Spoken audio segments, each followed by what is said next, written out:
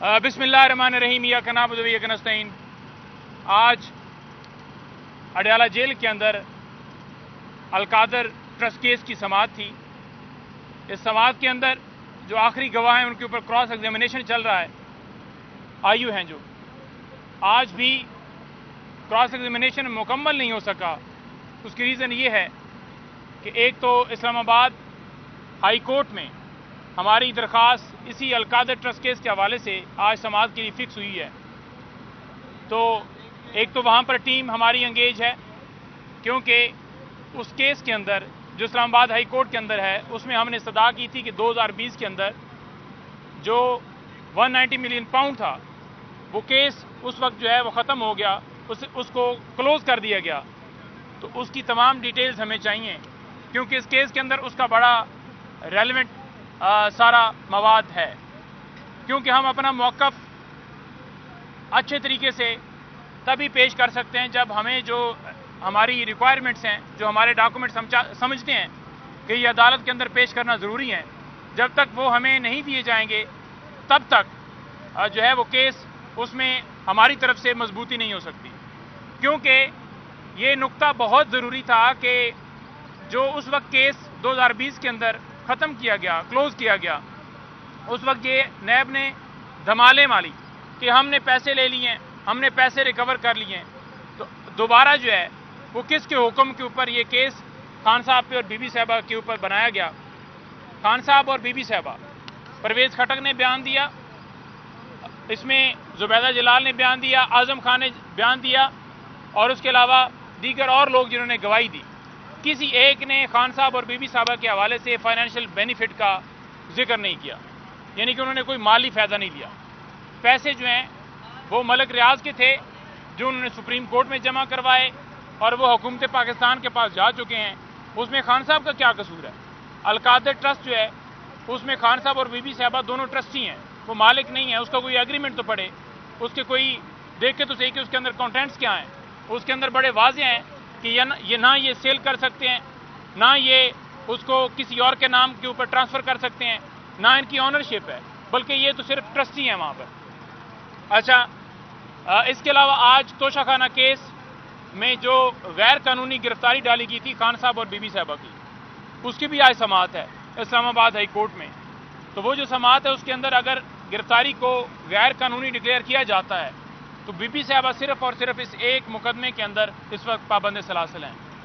तो उनकी रिहाई हो सकती है अगर इस्लामाबाद हाई कोर्ट जो है वो समझती है कि ये गिरफ्तारी जो है ये गैर कानूनी थी। क्योंकि गैर कानूनी तौर पर हम इसलिए कह रहे हैं क्योंकि इससे पहले खान साहब और बीबी साहबा को तोशाखाना केस के अंदर 14 साल सज़ा हो चुकी है।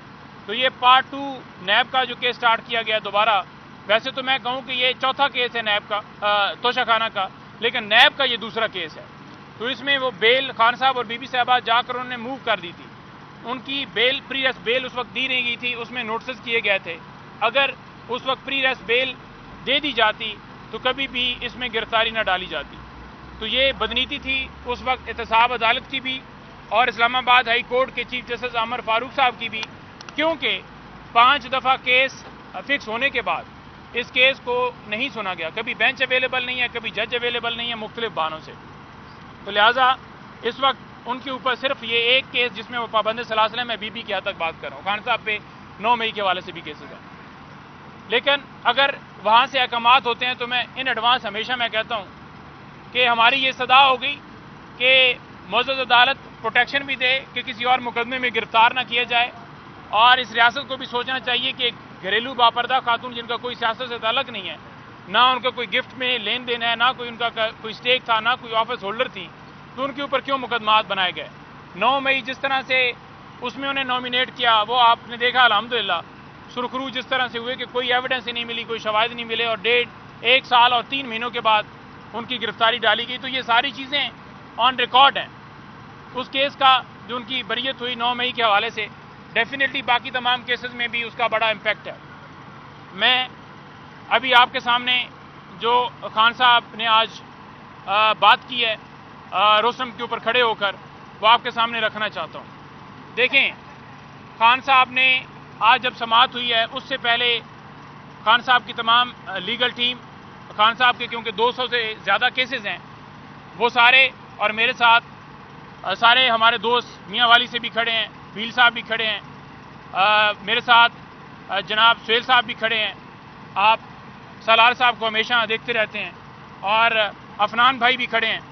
तो मेरी आपसे गुजारिश है कि तमाम लीगल टीम और उसके अलावा खान साहब के जितने जो टाइगर्स हैं, उनके सपोर्टर्स हैं, या उनकी पार्टी के रहनुमा हैं, या उनकी पार्टी के अहदेदारान हैं, किसी शख्स को अंदर जाने की इजाज़त नहीं दी गई। उनकी बहनें भी खड़ी हो गई, हम भी सारे खड़े हो गए, और 1.5 घंटे के बाद उन्होंने अलाउ किया। अलाउ किसको किया? अलाउ कर रहे हैं जिन्होंने जाकर दरखास्तें देनी है, उनको रोक लिया गया। उसके अलावा जो 2 वकला हैं उनको भेजा गया। हमने 12 इस्तदा भी की कि हमारे पास फाइल है और हमें जाने दिया जाए। मुझे भी रोक लिया गया। मेरे साथ इंतज़ार पंजुथा, आपको पता है कि वो फोकल पर्सन है। मैं खान साहब का मुख्तार ख़ास हूँ, उनका स्पेशल पावर ऑफ अटॉर्नी मेरे पास है, क्योंकि लिटिगेशन जहाँ पर करनी है मैं उनकी बिहाफ पर लिटिगेशन फाइल कर सकता हूँ। जिधर जिधर केस उन्होंने दायर करना है, या किसी जगह के ऊपर विड्रॉ करना है, या कोई चीज़ करनी है, मैंने मिलना होता है। कोर कमेटी का मेंबर हूँ, उनके केसेस देखता हूँ। 20 से 25 केसेस मेरे पास अभी फ़िलहाल इस टाइम के ऊपर मौजूद हैं, और इसके साथ साथ जो इंतज़ार हैं उनके हवाले से मैंने जिक्र किया, और बाकी लोग भी ये सारे आपके सामने खड़े हैं। देखें, किसी शख्स को इनमें से अंदर नहीं जाने दिया गया।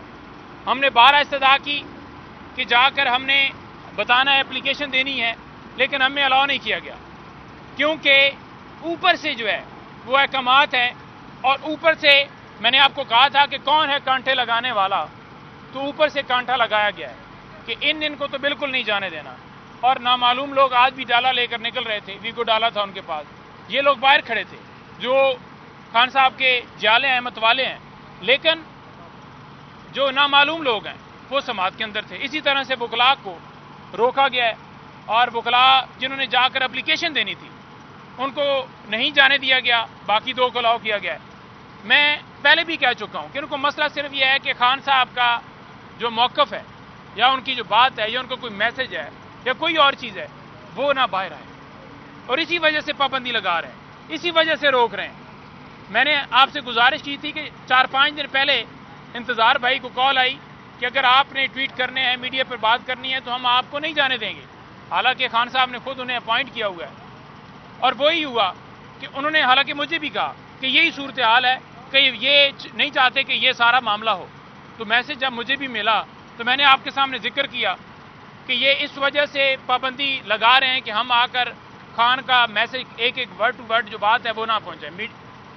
जो साफ़ी हज़रात हैं वो जाते हैं, समटाइम्स ऐसी न्यूज़ होती हैं जो और रंग से पेश की जाती हैं। जैसे पिछले दिनों आया कि उन्होंने जो है वो गैर मशरूत माफ़ी मांग ली, तो क्लैरिफिकेशन देनी होती है, हमने आकर मौक़िफ़ बयान करना होता है, हमने जाकर शाम को 5-6 मीडिया चैनल्स के ऊपर बैठ के बात करनी होती है, यहाँ पर आकर बात करनी होती है। खान साहब का जो हमें पर्सनल मैसेज वो मीडिया से हट के बात करते हैं, वो हमने आकर कौम को देना होता है। तो क्यों कदघन है? पहले आपने खान साहब की तस्वीर के ऊपर पाबंदी लगाई, उनकी स्पीच के ऊपर पाबंदी लगाई, उनकी वीडियो नहीं चल सकती, उनका नाम नहीं चल सकता, और अब जो है उनके वकला के ज़रिए बयान उनका नहीं चल सकता। तो ये पाबंदी लगाई गई है, पाबंदी ऊपर से कांटा लगाया गया है कि इनको बिल्कुल अलाउ नहीं करना, इनको बिल्कुल इजाज़त नहीं देनी। एक शर्त पर हमें इजाज़त है कि अगर हम यहाँ पर बात करना बंद कर दें, हम शोज़ में जाना बंद कर दें, हम ट्वीट वगैरह करना बंद कर दें, फिर वो अलाउ करेंगे।